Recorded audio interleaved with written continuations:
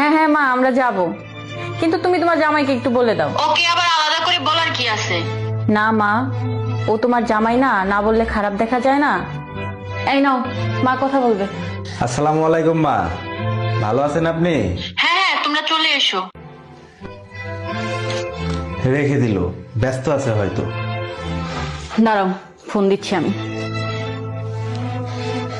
আবার কি হলো? শোনো মা, তোমার বাড়ির অনুষ্ঠান তুমিই পালন করো তোমার আত্মীয়দের নিয়ে, আমরা যাচ্ছি না। এমন করে কেন বলছো? হয়তো মা ব্যস্ত আছে। দেখেছিস তো, ও ঠিক বুঝেছে আমি ব্যস্ত আছি। তুই একটু বেশি বেশি করিস। বিয়ে হয়ে গেছে তো তাই নিজেকে অনেক বড় মনে করছিস।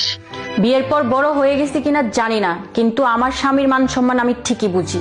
যেখানে আমার স্বামীর সম্মান নেই সেখানে আমি খাবার গিলতে যাব না। শোনো মা, তুমি তোমার দুঃসম্পর্কের কোনো আত্মীয়দের দাওয়াত দিচ্ছ না, তুমি তোমার জামাইকে দাওয়াত দিচ্ছ। তুমি বাসায় এসে দাওয়াত তো দাওই নাই, তুমি ফোনে ভালোভাবে কথাও পর্যন্ত বলো নাই, কেমন আছে না আছে সেটা পর্যন্ত জিজ্ঞাসা করো নাই। যেই দিন তুমি তোমার জামাইকে সম্মান করতে পারবে সেই দিনে আমি তোমার বাসায় যাব, তাছাড়া তোমার বাসায় পাও রাখবো না আমি। তুমি শুধু শুধু মায়ের সাথে কেন রাগারাগি করতে গেলে? ইনকাম কম থাকলে, টাকা পয়সা না থাকলে ছেলেদের একটু একটু অপমান হতেই হয়। তুমি কেমন ইনকাম করো সেইটা ইম্পর্টেন্ট না, ইম্পর্টেন্ট হলো তুমি ওই বাড়ির জামাই। তোমাকে যদি প্রাপ্য সম্মান না দিতে পারে তাহলে কখনো ওই বাসায় পা রাখবো না আমরা। টাকা না থাকলে ছেলেদের সম্মান থাকে না, কিন্তু স্ত্রী যদি পাশে থেকে সাপোর্ট দেয় তাহলে যে কোনো পরিস্থিতিতে ছেলেরা মানসিকভাবে শান্তিতে থাকতে পারে।